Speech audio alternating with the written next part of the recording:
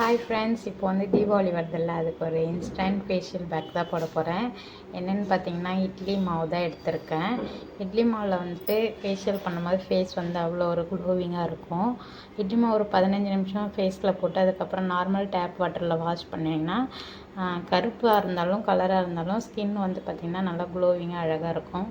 அப்புறம் தீபாவளிக்காக ஒரு 3 ட்ரெஸ் எடுத்தேன். அதாவது தீபாவளி காரணத்தை வச்சு என் ஹஸ்பண்ட் வந்து 3 ட்ரெஸ் எடுத்து கொடுத்தாங்க, ரெகுலர் யூஸ் போடுற மாதிரி.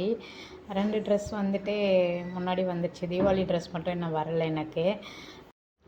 கவுன் டைப்பில் அந்த ஃபீடிங் பண்ணுற மாதிரி எடுத்திருந்தேன்.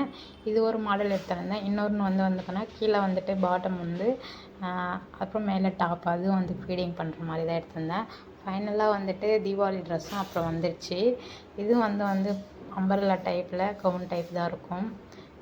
எல்லாமே வந்து ஃபீடிங் டைப்பில் தான் எடுத்திருக்கேன் இந்த வாட்டி. சூப்பராக இருந்துச்சு, எனக்கு பிடிச்சிருந்தது.